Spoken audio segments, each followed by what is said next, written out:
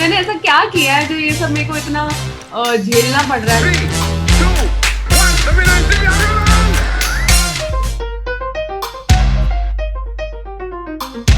सभी दर्शकों को मेरा सलाम। आप देख रहे हैं हिंदुस्तान और मैं हूं अविनाश पाल। आज मेरे साथ मौजूद हैं एक ऐसी एक्ट्रेस जिन्होंने बीते कुछ दिनों में मचाया है खूब धमाल। उनका हर अंदाज है बवाल और बिग बॉस ओटीटी जीत कर कर दिखाया उन्होंने एक बार फिर से कमाल। जी हाँ, मेरे साथ मौजूद है bold and beautiful Divya Agarwal. Divya, बहुत सारा स्वागत है। अविनाश, इतना अच्छा इंट्रोडक्शन मेरा किसी ने नहीं दिया, so thank you so much.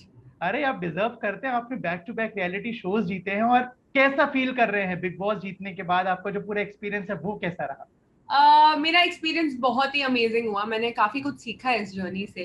And ये जर्नी से मैंने सीखा है, और आई एम सो ग्लैड दैट लोगों ने ये जर्नी मेरे साथ जी है, और उनमें शायद कहीं ना कहीं एक ये बिलीव आ गया होगा कि भले तुम्हारे अगेंस्ट कुछ भी हो जाए, तुम कितने भी अकेले पड़ जाओ, तुम अपने लिए हमेशा मौजूद हो वहाँ पे।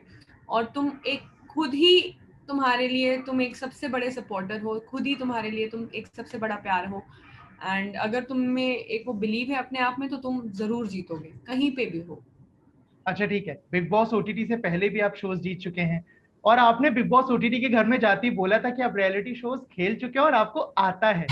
तो वो क्या फंडा है आपको जिसकी वजह से आपको लगा कि हाँ बॉस, अपन तो जीत जाएंगे बिग बॉस? ऐसा कोई फंडा नहीं था अविनाश। मैंने स्टार्टिंग में जाके, मतलब मैं कल भी जब आई हूँ घर पे, मेरे फ्रेंड्स और फैमिली मुझे पूछ रहे हैं, भाई तू एक पहले हफ्ते में क्या हो गया था तुझे, तू इतनी बातें क्यों कर रही थी अपने शोज की, और तू बहुत गुरूर के साथ बातें कर रही थी, which you are not at all like that, why would you do that. And मैं सिर्फ हंस रही थी। मेरे पास इसका जो जवाब है वो बहुत ज्यादा फनी है अविनाश। द थिंग इज कि तुम एक रियलिटी शो में जाते हो, वहां पे इतने सारे कंटेस्टेंट्स हैं, वो सब तुम्हारे कॉम्पिटिटर्स हैं। So you need to put up a fight, you need to show that कि मैं ऐसे, तो मैंने बोला यार, मैं बर्तन चम्मच और इन सब चीजों पे तो झगड़ा नहीं कर सकती कि झाड़ू क्यों नहीं मारा, तो ये क्यों नहीं मारा, वो क्यों नहीं मारा। और ना ही मैं किसी और को डिमीन कर सकती हूँ, बिकॉज मैं उनको जानती ही नहीं हूँ। उनकी बाहर की दुनिया में जो मैंने उनके बारे में मीडिया में पढ़ा है या यहाँ वहां से सुना है, उन सब बातों पे मैं वैसी हुई नहीं कि मैं बिलीव करूँ यहाँ वहां से कुछ भी। तो हमने इनको जानने में तो बहुत टाइम लगेगा, इनकी बातें उठाने में तो बहुत टाइम लगेगा, क्या करूँ, तो चलो अपने बारे में ही बात करती हूँ। तो मैंने जो भी बोला है वो सच बोला है, बस थोड़ी टोन ऐसी थी कि लोग उससे डरे। तो मुझे लगा कि प्रतीक का जो बिहेवियरल चेंज है वो लोगों ने बहुत ब्यूटीफुली एक्सेप्ट किया है घर में, तो शायद मेरा भी एक दिन हो जाएगा, पर वो कभी हुआ ही नहीं। वो मुझ पे ऐसा भारी पड़ा है पूरा सीजन, ये वो चलता गया। अच्छा, ठीक है। 6 हफ्ते आप घर के अंदर थे। जो स्टार्टिंग का जो पहला संडे का वार था उसमें करण जौहर के काफी अलग तेवर देखने को मिले। उसके बाद चीजें थोड़ी सी चेंज हुई।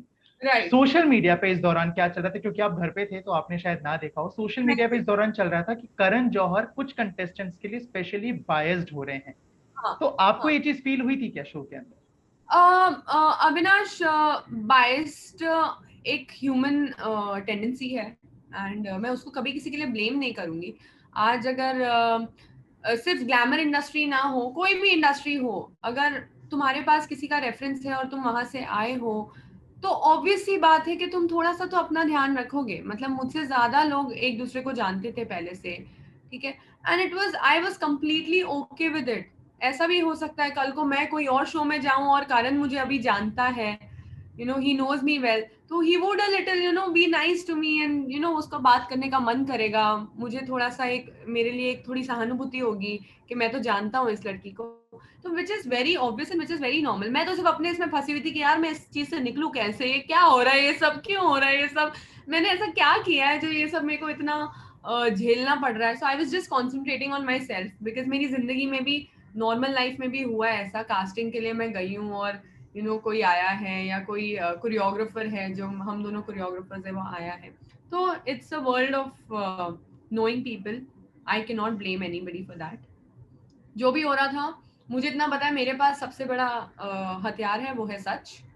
सच ना पावर देखता है, ना पोजीशन देखता है, ना आगे जेंडर देखता है, ना एक्सपीरियंस देखता है।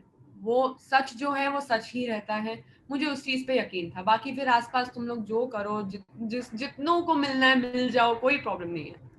बेशक, सच सबसे बड़ी ताकत है। तो नतीजा सामने है, आप जीत चुकी हैं बिग बॉस ओटीटी। अच्छा, घर का जो सफर है वो खत्म हो चुका है। इस दौरान कोई ऐसा कंटेस्टेंट जो आपके साथ घर में रहा हो, जिनके साथ आपको लगता है कि इससे मैं कभी बात नहीं करूंगी या कभी मिलना नहीं चाहूंगी, और वहीं दूसरी ओर कोई ऐसा जिसको लगता है यार ही और she is darling to me now?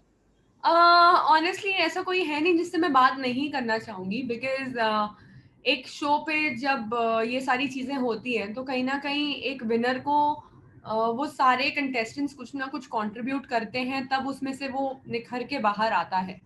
तो I think everybody has knowingly unknowingly helped me to get my strengths out. And वो भले नेगेटिव तरीके से हो या पॉजिटिव तरीके से हो, जो एक तुम अगर ये शो साइन अप करते हो तो तुम यही तो चैलेंज एक्सेप्ट करते हो कि अगर you know however it comes I will suffer it, I will you know sell it off. तो मैं हर किसी के लिए मैं थैंकफुल हूँ. और तुम्हारा मेरा पर्पस एक ही है अविनाश, एक बेसिक ह्यूमन पर्पस यही है कि भाई चार पैसे कमाओ, एक घर हो, एक छत हो, फैमिली हो, सब साथ में बैठ के खाएं, खाने की कभी कमी ना हो. यही सब तो एक पर्पस है. एंड आई थिंक वो सबका बेसिक पर्पस ह्यूमन लाइफ का मैं समझती हूँ. And I there is nobody that I won't like to talk to. But मैं भूली नहीं हूँ चीजें, और वो चीजें मैं ऐसे अप्लाई करूंगी अपनी लाइफ में कि अगर जिंदगी में वापस कभी ऐसे चांस आया तो मुझे पता है मैं संभाल लूँ. So it's a lesson for me. ठीक है, जैसे मैंने बोला कि एक तरफ तो ये चल रहा था सोशल मीडिया पे कि करण जौहर बायस्ड हो रहे हैं, दूसरी तरफ जब अभी एंड में जब ये 6 हफ्ते करीब करीब खत्म होने वाले थे तो एक और चीज सोशल मीडिया पे सामने आई कि ओटीटी जो बिग बॉस ओटीटी जो आया ये टाइम पास के लिए आया है, जबकि असली शो होगा वो बिग बॉस 15 होगा. वरुण ने जवाब भी दिया है ट्विटर पे, बहुत प्यारा और बहुत सटीक जवाब दिया है. What's your take on that thing?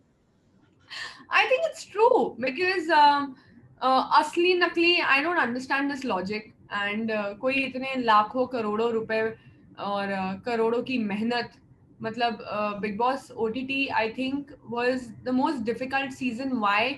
Not just for the contestants, वो डिफिकल्ट सीजन एक क्रू के लिए भी था, as a channel, as a show.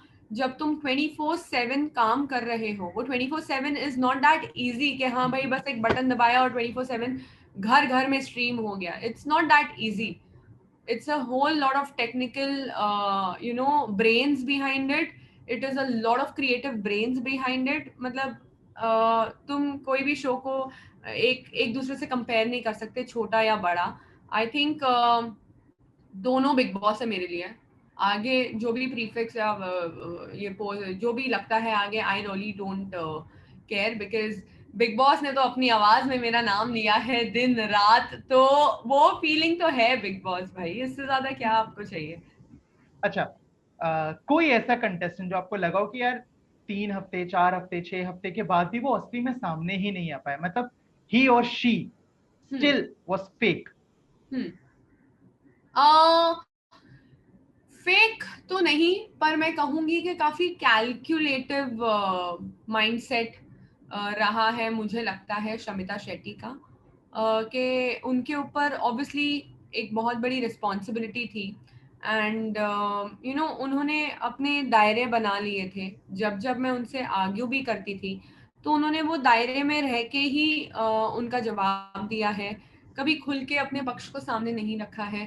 And जो उनके और राकेश के बीच में भी हो रहा था मेरे नाम को लेकर, अगर वो मुझे डायरेक्टली सेकेंड या थर्ड हफ्ते में ही अगर मेरे मुंह पे डायरेक्टली वो चीजें बोली जाती अगर, तो आज शायद गेम कुछ और होती. क्योंकि ये सारी बातें पीठ पीछे हुई हैं एंड सामने नहीं आई हैं. एंड तो that was a little confusing for me. जैसे अगर मैंने भी पीठ पीछे बात की है, ऐसी बात नहीं है, मैंने बात की है, लेकिन आई हैव मेड श्योर कि जिसके बारे में बात कर रही हूँ उसको पता है कि मैं तेरे बारे में बात कर रही हूँ और ये बात कर रही हूँ. मैं तेरे मुंह पे भी ये बोल रही हूँ, तेरे पीठ पीछे भी ये बोल रही हूँ. So that game I felt that Shamita actually really played it safe, कि वो मेरे सामने आके कुछ नहीं बोली. ठीक है, ओटीटी अब जीत चुके हैं, बिग बॉस 15 का क्या सीन है? जा रहे हैं, प्रतीक तो पहुंच गए, आपका क्या सीन है बिग बॉस 15? पता नहीं मतलब एज आई सेड कि मैंने अपनी बिग बॉस जर्नी जीत ली है. एंड अगर मेरे को जाना ही पड़े सॉरी, अगर मेरे को वहां जाना ही पड़े तो मैं जाऊंगी. और अगर नहीं भी जाना है तो कार्टेल रिलीज हुआ है मेरे शो में रहते रहते, एंड कार्टेल के इतने अच्छे रिव्यूज आए हैं. And I am so pumped to see myself as an actor जिसके इतने सारे कैरेक्टर्स थे शो में. And I think I've nailed it that one after 12 years of my struggle. So I would like to kickstart again my acting career. Probably मैं किसी acting school से कोई workshops लेकर आऊँ, अपने आप को ट्रेन करूँ और अपने आप को और बेटर करूँ as an actor. Reality shows तो होते रहेंगे, कोई बात नहीं। बिल्कुल। तो जैसे आपने बोला कि आप हो सकता है अभी कोई स्कूल ज्वाइन करो, एक्टिंग स्कूल, तो कोई प्रोजेक्ट्स हैं लाइन अप? कार्टेल सीजन 1 आप लोगों ने देखा, एंड सीजन 1 पे मेरा कैरेक्टर एक स्टिल पे है, एंड ऑब्वियसली उसकी सारी स्टोरी अनफोल्ड होगी सीजन 2 में शायद। And let's see, I am really hoping कि वो प्रोजेक्ट जल्दी चालू हो, भले बाहर देरी से आए, बिकॉज बहुत सारे एक्टर्स काम करते हैं उस प्रोजेक्ट के लिए, तो that is okay, but I would like to start off with my acting workshops and watching films. मेरा movies देख के उनसे सीखना is more important. So I really want to sit with my TV.